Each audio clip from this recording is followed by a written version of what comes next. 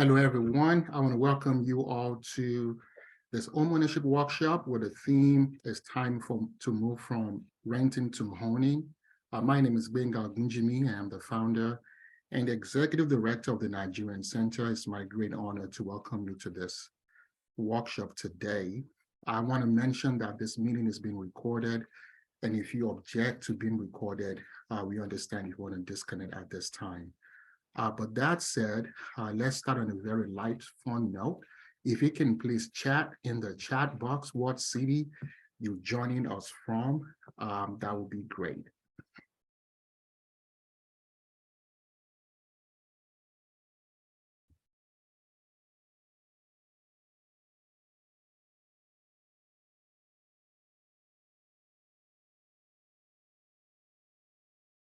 Okay, we have Boston, Washington, D.C.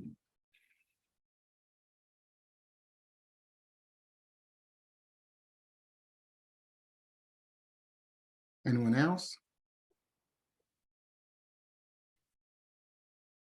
Okay, we have Newark, New Jersey. Excellent, excellent. So we also have another Washington, D.C. Welcome, Sydney. Welcome, Henry, Yvonne, and Victor. Welcome, every single one of us. So let's get started. As I mentioned, my name is Benga Gunjimi. I'm the executive director of the Nigerian Center. And our workshop today is going to be delivered by Mr. Damola Sogunro, a real estate expert at Coldwell Banker Realty. And he has donated his generous time and expertise to speak to us about home ownership, particularly on the topic, it is time to move from renting to owning.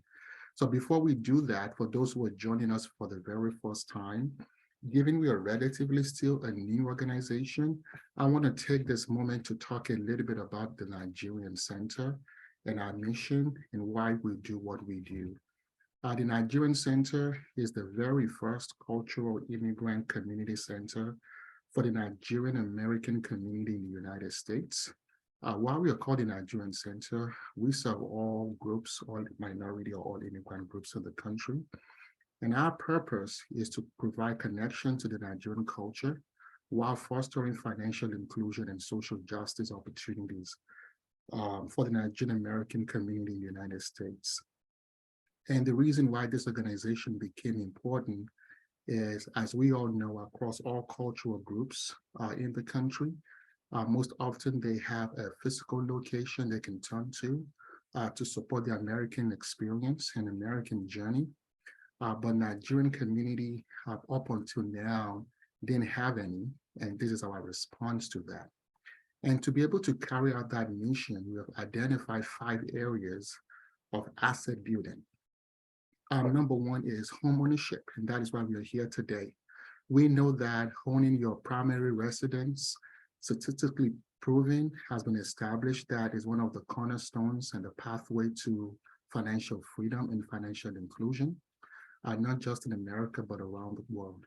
But oftentimes, due to barriers, financial barriers, legal barriers, immigration barriers, um, even knowledge barriers, a lot of people struggle to make that dream a reality, hence the need for homeownership. We also do immigration support assistance, and these are resources for those who are on their process to become naturalized citizens, or those who are in the country as permanent residents, or any form, as long as the law allows us to support that transition. We have a walk-in immigration clinic in Washington, D.C., and we also provide virtual services. The third program we provide is access to capital. We know that for many immigrant communities, entrepreneurship is not aspiration, a desire, or something nice to have. For a lot of folks, it's a survival strategy. It's the only thing they can do. And when that becomes a reality and there is no access to capital, it becomes very challenging. So we provide microloans, credit building loans, and startup capital loans from $250 to $250,000. In some cases, single interest, in some cases, zero interest without collateral.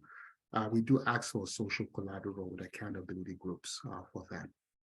We also have language programs for those who want to learn about more about our culture. We offer Hausa classes, Igbo classes, and Yoruba classes. So I want to quickly talk about our upcoming programs. If you have not yet registered for those, we highly encourage you to do so. Thursday, we are going to be having, tomorrow actually, Wednesday, we are going to be having our immigration rights workshop. And the theme of this workshop is family-based immigration, what you need to know. The Nigerian Center Attorney, Marvin Jarrett, will be providing this workshop alongside some other attorneys as well. I should mention that all our immigration right workshops are actually provided by licensed attorneys. So if you have not registered, please do so at nigeriancenter.org/events. We've partnered with an organization called Find Help, and we are doing this virtual screening February 9th at 6 p.m. Eastern Time.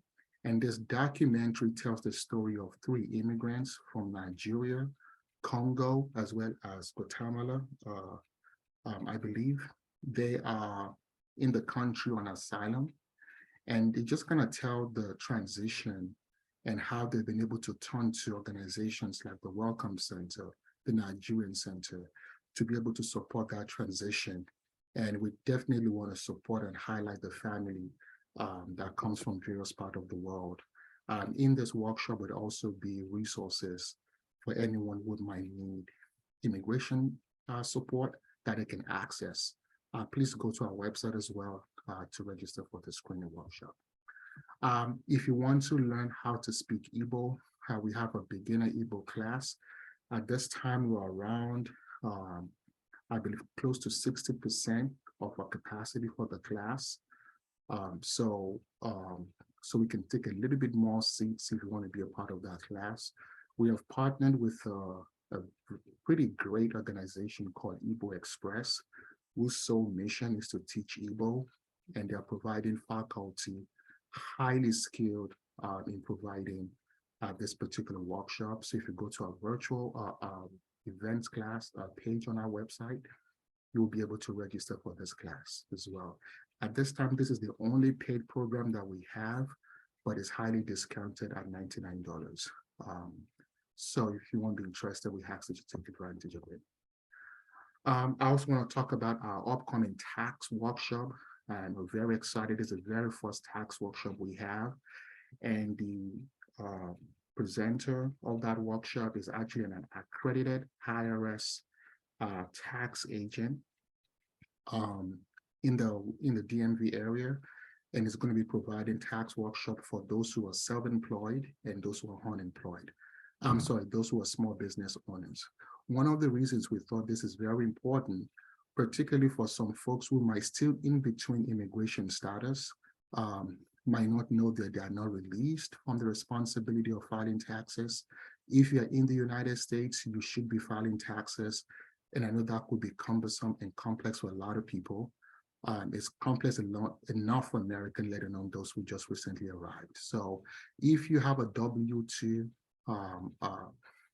a professional, this workshop would be beneficial as well, but it primarily is going to focus on small business and independent contractors. Lastly, I want to quickly talk about opportunities to support what we are doing to get involved, and now I'm going to turn it over to our speaker. I want to mention that all the recording of our previous workshops, including this one, is available on our media page, which is our nigeriancenter.org/media. You can access the recording of all our previous workshops, including this one. Volunteering opportunities. We've been getting a few volunteering opportunity inquiries, so thank you so much for that. If we're not gotten back to you, we ask that you be patient with us. But the way to do so is to go to nigeriancenter.org/serve. Please email us, and you want to proactively send us a cover letter as well as your resume to tell us areas of your expertise. And if you want to specifically think about opportunities that you want to serve, we have some opportunities on the website, but are not limited to that. Please reach out to us. Nigerian Center is a volunteer-led organization. With the exception of our lawyers, we are all volunteers. And if we don't get back to you immediately, do not give up. Every single one that serves on the team did not get a response the very first time they tried. So it's an opportunity, and we're trying to make that available to the degree that we can. We do have a program called Community Partners. Community Partners are grassroots organization that spans various fields, from nonprofits to media to business to faith-based to academia. Anyone that has any form of touch point with any immigrant communities, please, we invite you to be a part of our community partners. We do have periodic meetings that we hold with our partners. If you're not following us on social media, you can follow us on Facebook, Twitter, LinkedIn, Instagram, YouTube. On some platforms, we are the Nigerian Center, and other platforms we are just Nigerian Center. Lastly, donation opportunities. If you're not yet donating to Nigerian Center, we ask that you please consider to become a donor today. I particularly appeal that you consider to become a recurring donor to support our work consistently. You can do so on our website, and you can just click a button that says recurring donations, and highly, highly greatly appreciated. I want to spend a little bit of time on donations. Sometimes when we look at the work that is being done, one might think about, what can my little contribution make? Trust me, it can go a significant long way. So we ask you that you please consider to start donating and supporting Nigerian Center financially today.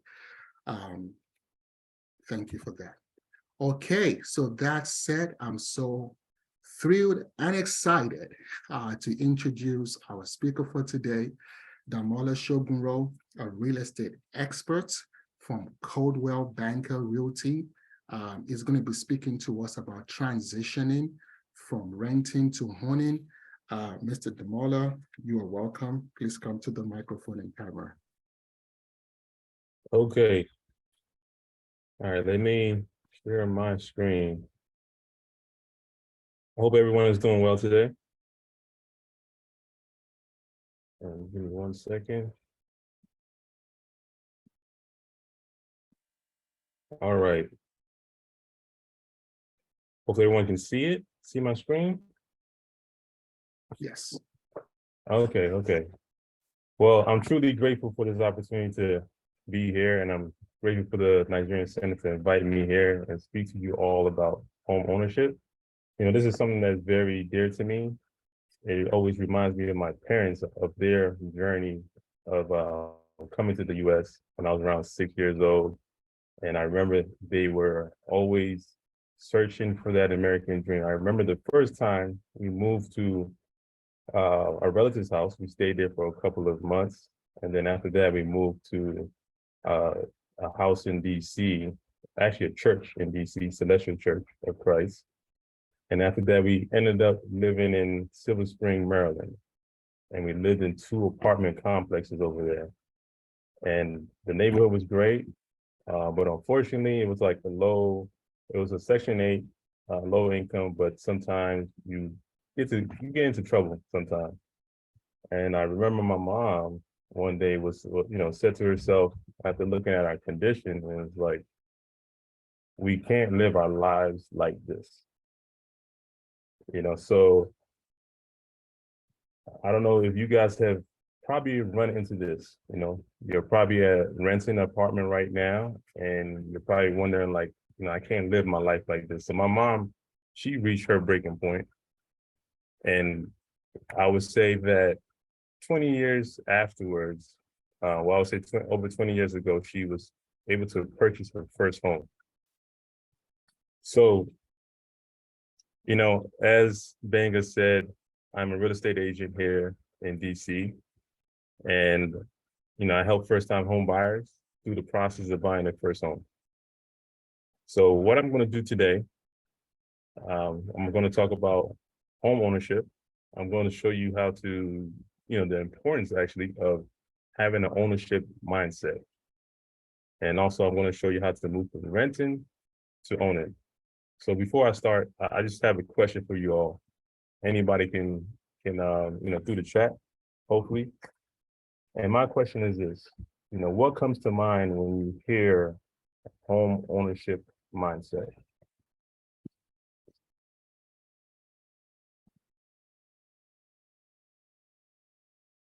Let me see if I can get the chat.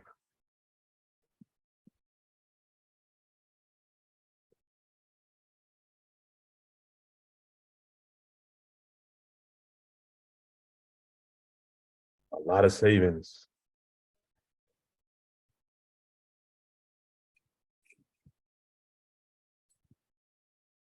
All right, anybody else?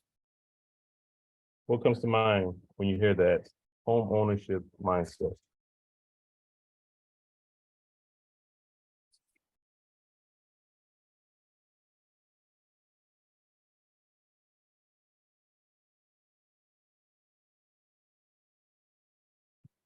Yeah, I guess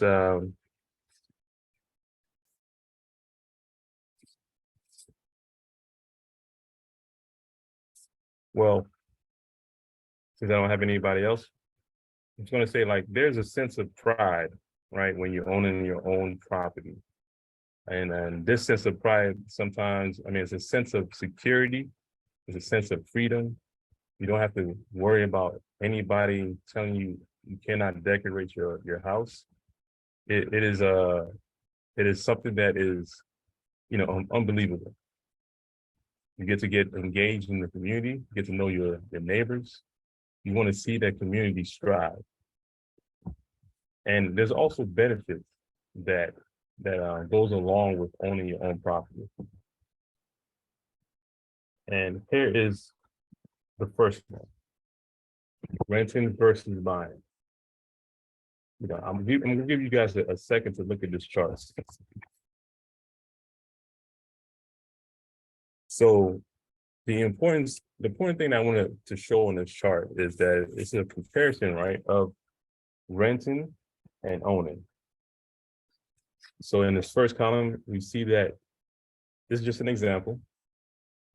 As a renter, if you're paying $800 a month, you see that there's an annual increase. It's a 5% increase. So over a 7-year period of time, you end up paying like $1,072. And in this example, if you purchase a home for like $150,000 and your mortgage payment is $1,000, you see here that it continues to be the same. Now, one important thing to note is that when after taxes, you're able to save. And in this column, it shows that after 3 years, you're basically paying less than a renter. And then over here in this last column, it shows the after tax, and it shows the savings as well. So even in 3 years, it shows that what you'd be saving. So with tax savings of home ownership, the homeowner's payments is definitely less than the rental after 3 years. So there's more examples that I want to give you of the importance of having, to owning your own property. And the next one is generating wealth. So one example that I want to show you,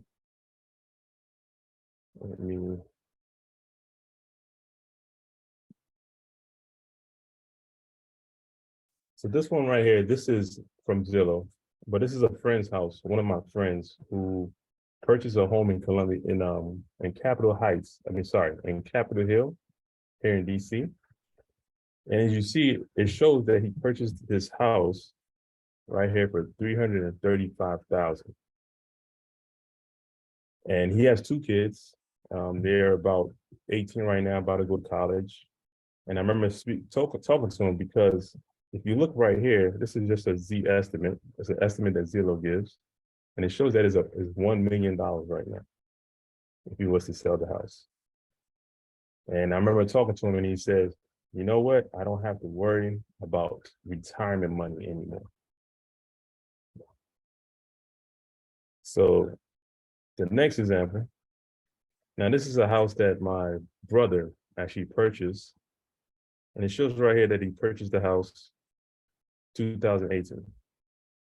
And he purchased it for $276,000. And last year, 2 years ago, actually, I helped him sell this house for 410,000. So the equity in the house is over 100,000. So what he was able to do with this equity, he was able to purchase another house, a bigger house, something that fits him and his family. And he was able to use some of that money to make some upgrades. I want this to kind of sink in for you guys to see that, as far as what generational wealth can be. And in summary, just to let you know, renting is definitely for just someone, for helping someone to get wealthy. But let me talk a little bit about home equity. The home equity is the difference between what your home is worth and what you owe the lender. To give a quick example, for example, let's say you buy a property that is worth 200,000. You put 20% down payment. So that would be like $40,000. So in this case, you would have 40,000 of equity because you put 20% down. So over the years, you pay down the house, and that neighborhood may be doing well, and the equity could increase so that instead of the house being worth 200,000, it could be worth like 230,000. So that difference between how much you pay the lender and how much you, what the home was worth, that is the equity in between. And home owning, allows for stable home costs, right? And also on equity, tax deduction, more control of your property, and also generating wealth. This is part of the American dream. So I'm sure you guys are like, okay, yeah, sounds good. How can I get started? And I'm hoping that you guys are feeling that way right now. So this is how.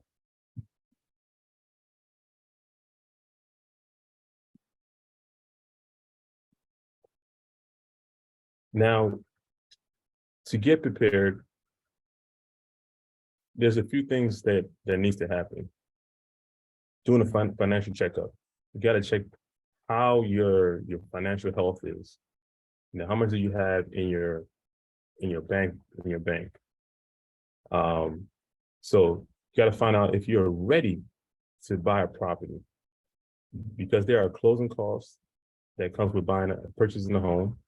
There are down payments that comes with purchasing a home. So it's good to have in your reserve about 3 to 6 months of living expenses.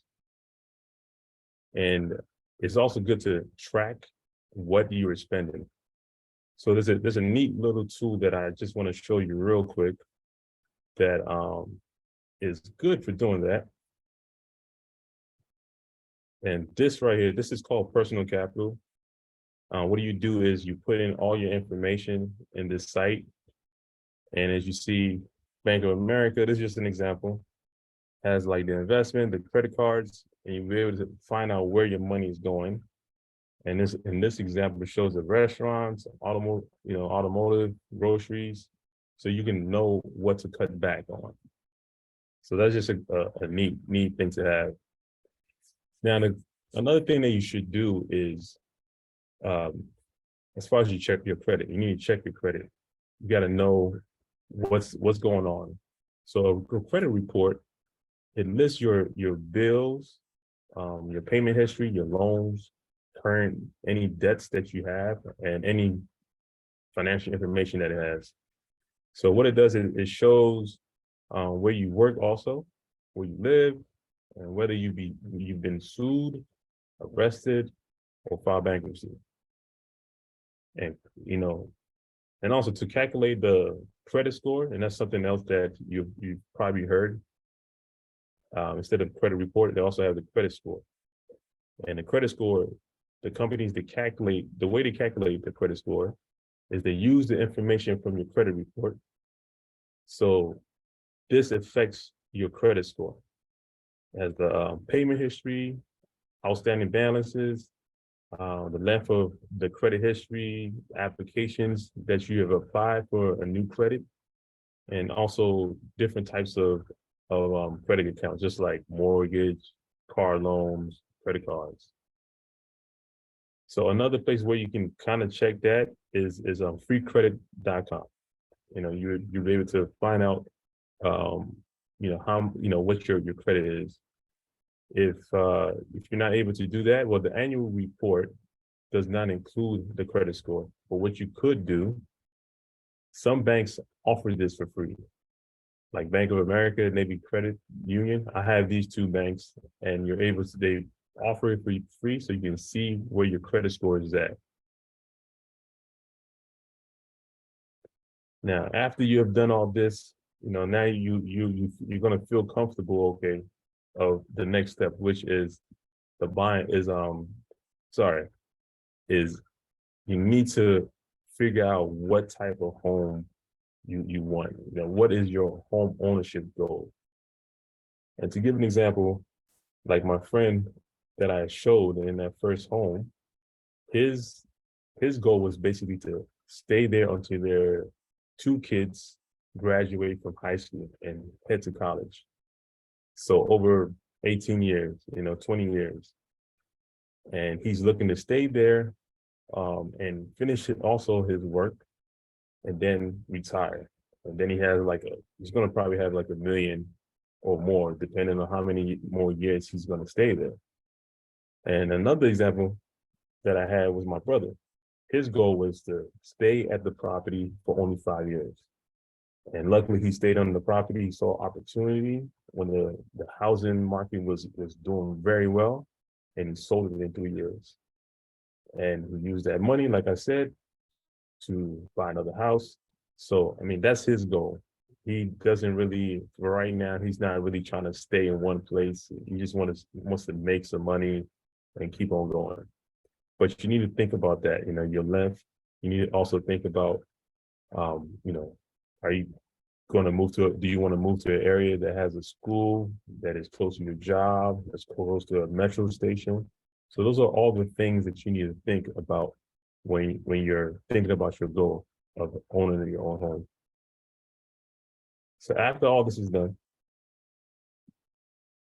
now we go into the buy-in process. So the first step is getting pre-approved. This is when you meet with a lender, and the lender is going to give you a clear picture of your financial health, and he's going to know what you can afford. And sometimes when they give you a pre-approval letter, it could be like very, very high, like 410, for example. And if you can't afford it, you have to also know that for yourself, what you can afford based on the your living expenses. So you don't have to go all the way to 410. For example, if they give you a pre-approval for that much, you can do it less than that if you want. But that's just to let you know like how much you're being approved for. The second step is to work with a realtor like myself. Someone who knows the market, who is going to try to work with your needs. And that's definitely an opportunity for you to speak about your needs and wants, so that the realtor will be able to figure out where a good house that works for you. Now the third step, and that's the fun step, that's when you search for a home. And you have Zillow, you have Redfin, you have a lot of apps, a lot of websites that allows you to go and search for a home for yourself, but you also work with the realtor, and the realtor will be able to pull that information from a listing service that shows all of the homes that is available that fits your criteria. So that's something to think about. One of the apps that I use that is very useful is called HomeSnap. I wish I had a quick example of it, but this is an app that if you're in front of a house, you can do a quick snap, And it will show all the information about that house. It will show if it's for sale, it will show the cost of it. It's a little bit easier than, typing in like, okay, I see this house is for sale. Let me type it in. How much does it cost? But if you have this app, all you gotta do is snap and it shows you, so it shows it right there. So the next step is strategize and submit an offer. Now this is when you work with the realtor. So like what I usually do is when I look at the house, I try to find out if there's any defects, anything that I see that can help us in getting a better deal for the house. It could be as close to a train station, and I would talk to you like, okay, we can probably get a better deal if it's on the market for a long time, like 65 days, 90 days. And I talk to you and let you know, hey, we can probably get a better deal. And so we strategize, submit an offer, and usually we can have contingencies. And these contingencies are like inspection. Contingencies basically meaning that you based on either inspection or appraisal, if it doesn't meet your standard, you can back out of the deal. So that's something that's very important to know. But once that is done, we submit. Let me see if I can admit this person in. All right, great. So once that is done, submit an offer. And if the offer is accepted, you will submit step 5, submit a full loan application. So when you apply for a mortgage, the lender is required to give you a loan estimate. And basically this form, it details a lot about the mortgage that you're applying for. It includes like the interest rate, monthly payments, and the closing costs and more. Then after that is done, step 6 is open title work. And what this is a title company, usually a third party. What they do is it works on the behalf of the lender and the buyer. So you hire them to research and ensure that the title is clean. And when I say that, it means that there's no liens on the property. No one else is claiming that they own any part of that property. So that's key. So step 7, which I covered a little bit, this is one of the costs that is a cost to the buyer. It ranges from $400 to $700 for this, but it's definitely worth it. It's what happens is the inspector will come to the house, examine the house, look for foundation issues, cracks in the house, any plumbing issues, electrical issues, anything that may be of concern. So definitely it is worth doing that. I always tell all of my clients, please do an inspection. It's important. Then after that is done, the lender, what that lender does, step 8, is the lender orders an appraisal. So when the lender does this, the lender wants to make sure that the house is at a fair market value. This is important for them because they want to make sure that you're purchasing the house at a fair market. And it helps both the buyer and the seller. I mean, the buyer and the lenders. Now the step 9. Step 9 is submit the final lender documents in a HUD statement, which is what we call it. And basically what that is a document that lists all of the charges and the credits that is to the buyer, and the seller.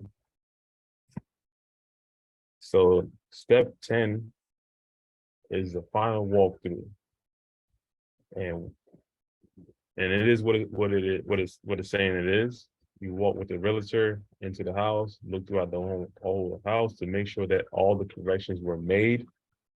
And if you're satisfied, the next step is to go to settlement. And in the settlement, what the settlement is you're going to receive a document that summarizes all the costs owed by or the credits due to the home buyer or the seller.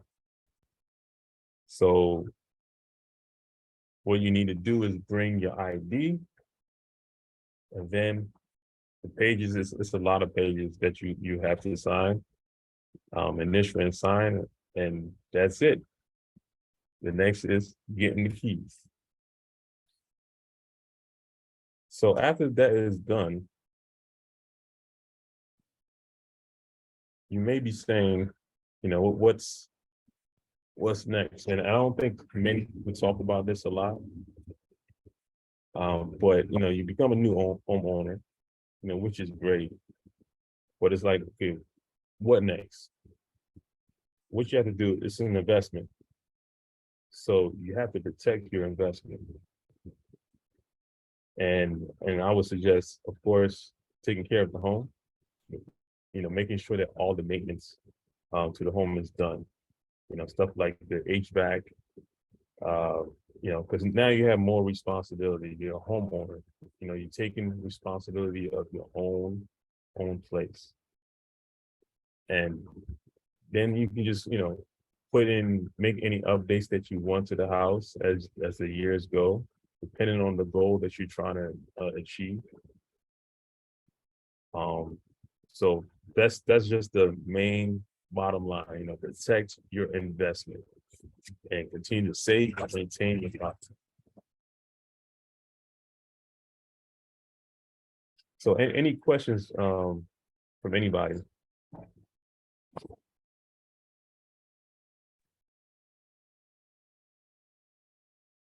Okay, I was hoping I didn't go too fast for everybody, but Yeah, there's some questions in the chat box for you. oh, okay.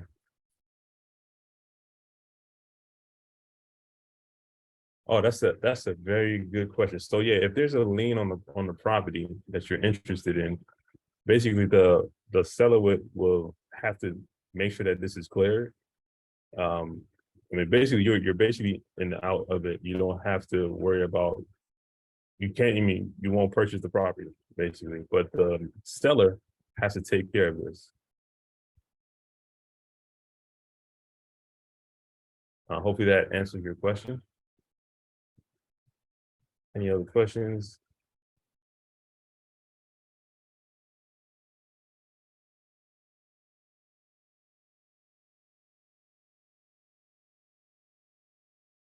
I do want to know the name of the app for getting the property details online.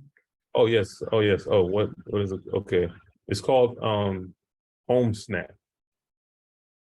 So that's right. Home Snap. It's a great app. I use it a lot. I use it with my clients. Let me see if I can. With the current interest rate, is it recommended to wait or buy now? You know, that's a question that I get a lot. So one thing you all have to remember, I mean, during the COVID, I mean, that was a rare time for us to have the interest rate that low. People got 2.5. I actually refinanced my house for 3.0.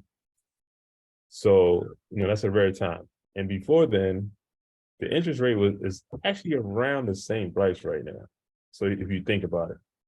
So if you're thinking of waiting until it gets back down down to 3% again, I mean, you may be waiting for a long time. You know, you can never time the market. I don't know if anybody does stocks, but you can never time the market. it's always good to if you're ready to purchase a house. So think about it like this: if you're paying, like I have a friend who is paying $3,000 a month on a rent, and I'm trying to get him to buy, because I'm like, you're wasting money.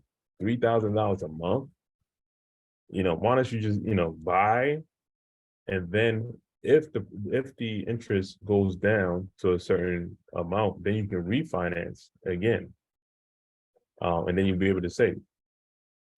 And if you look at the market, the housing market, as far as the equity of the home or the price of homes, it's always like this. It's always going up, over the years. So, I mean, in my opinion, I think the time to buy is you buy it now. Why waste all that money on renting? So Ty, we want to mute yourself, but to just kind of, or was that more of a comment, not a question, Tyrell?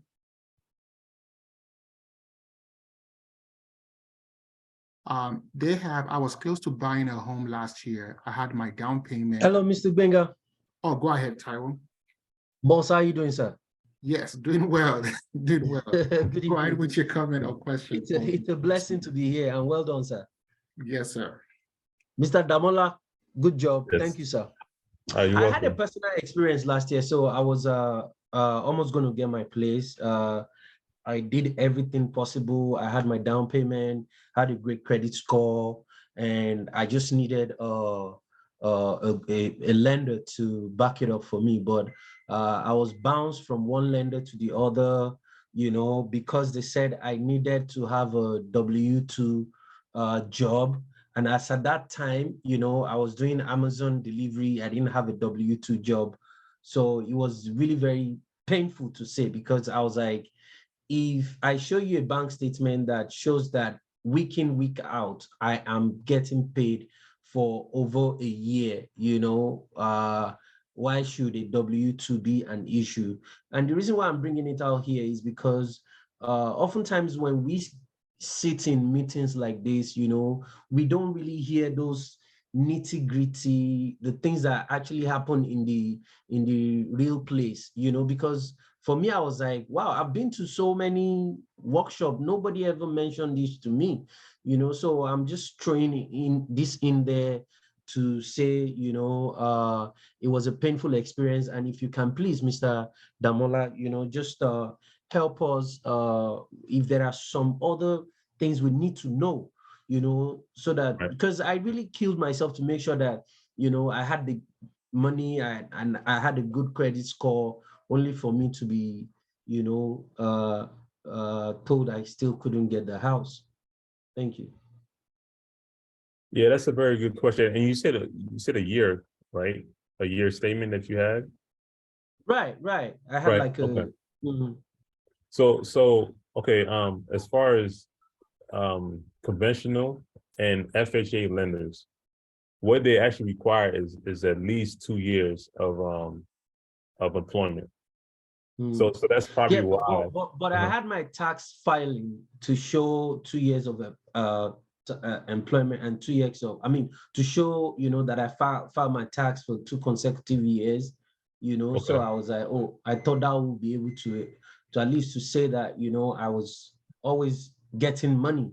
Is it that I need to have a job before I can buy a house, if I'm getting money every week? And I also have proof that, look, I've been in my current residency for like 3 years and I've never missed 1 month rent, but they said no, all that doesn't count. I'm like, what? It was really disappointing.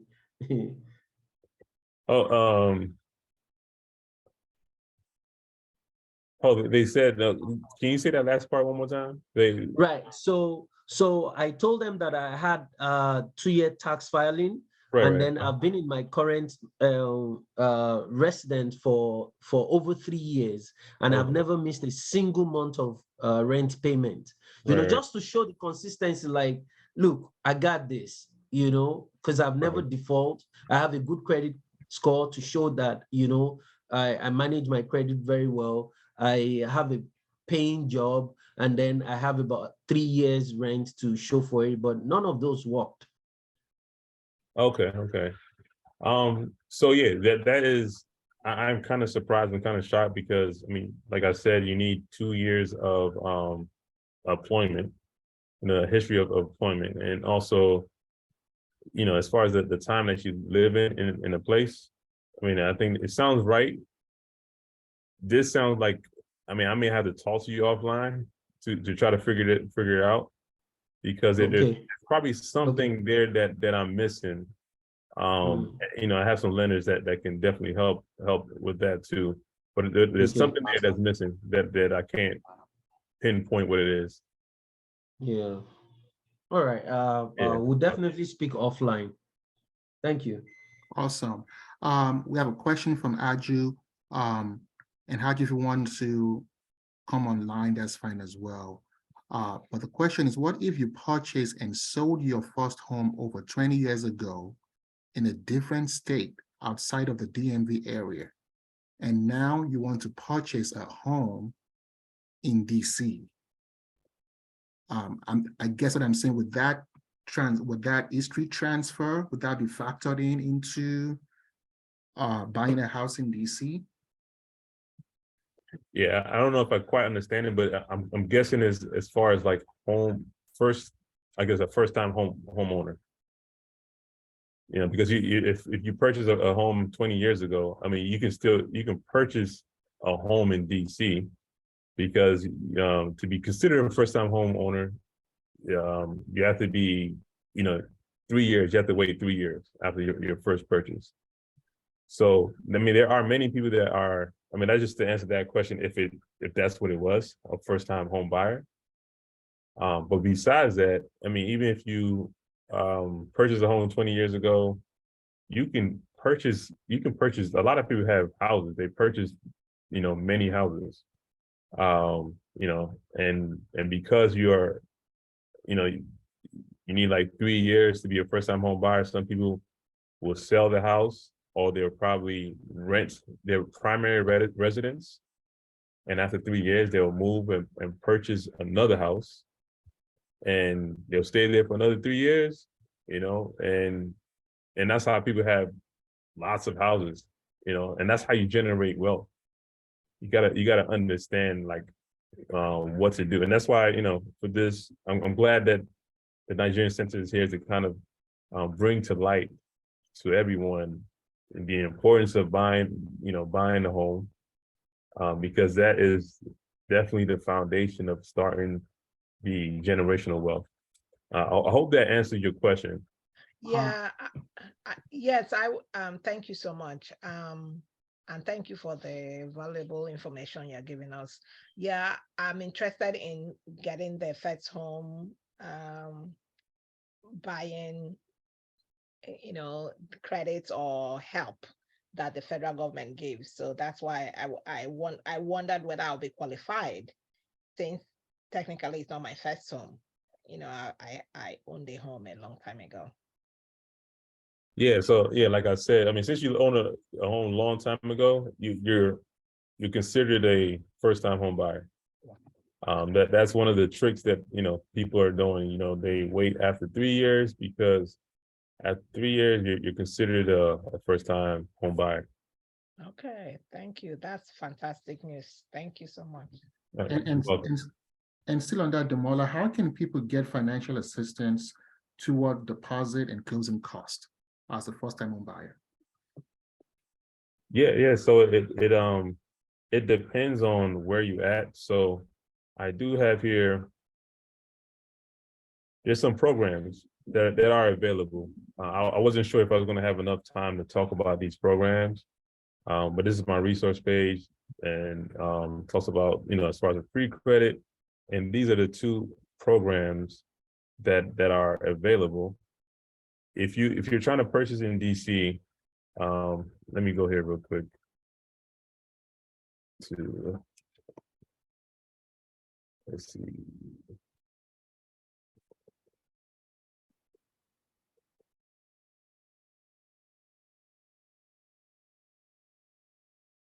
So like this is the one that's I won't say it's kind of, it's not new, but they have increased the loan amounts, and they've increased it to 202,000.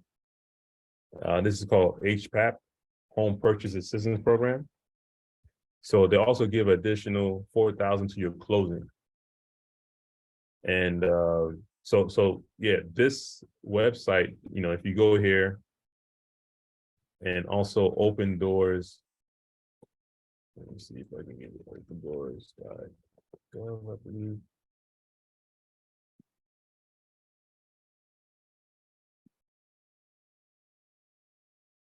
Oh, that's not it. I think dc.gov. Oh yeah, Open Doors. Right, dc.gov. Oh.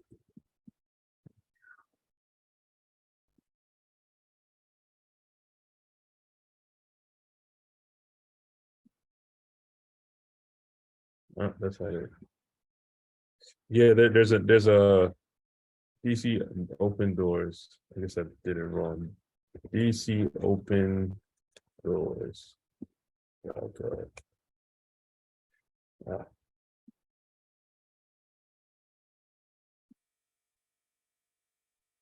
All right, here it is right here. So DC Open Doors. If you go to this website, it has a bunch of programs, and well, this is one of the programs, and it has a down payment assistance, and it tells you about your eligibility. You know, you got to be a first-time buyer. Was open to both first-time and repeat home buyers. You know, which is good. Open to all neighborhoods, and it's open to both residents and non-residents.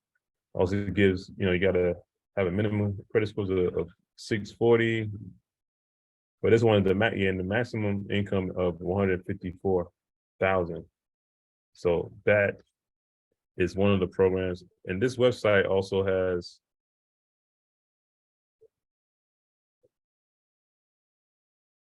has all the other available programs: DC Open Doors, DC For Me, Mortgage Credit Certificate, Home Purchase Program, the one that I just spoke about, the District of Columbia Mortgage Assistance, reverse mortgage insurance. This may not be something that you're interested in, but this, and I believe I have it in my resource here. There you go. Other available program. So yeah, every state has programs for first-time home buyers. So that is definitely something to start doing some research, you know, and apply for them. Some of the programs do take a while, but you know, that's one thing to get started with.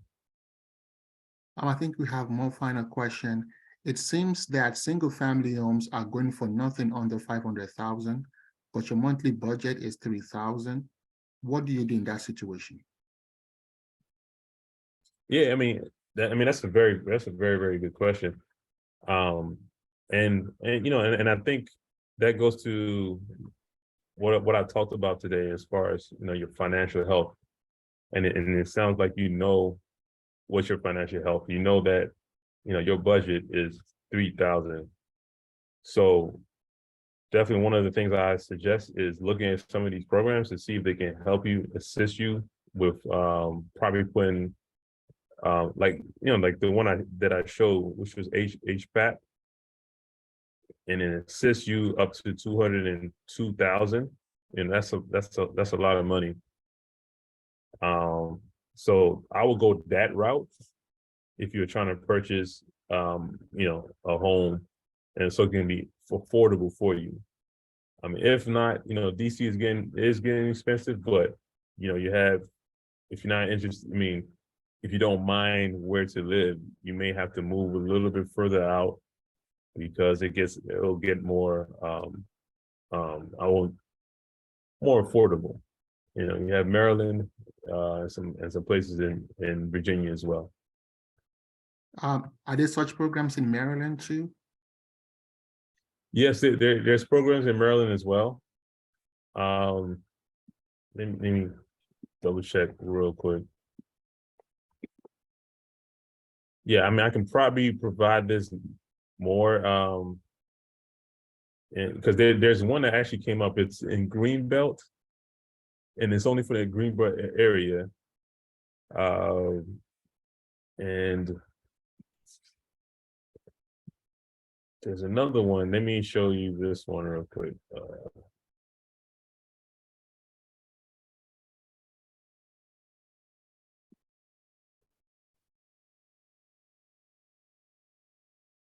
Yeah, so if you go to this website, and I'll actually pop it in here in the chat. And if you have any questions, you can contact me as well.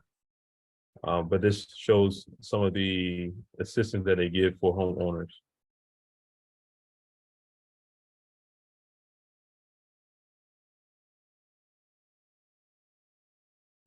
So while we pull that up, another question is, so you get this HPAC of 200,000 plus assistance. Can you get additional loan on top of that? Additional loan on top of that? Yeah. That's a good question. I would have to. I have a lender that I work with, that I would need to double check and talk to him. But that's definitely a good question. Definitely a good question. So.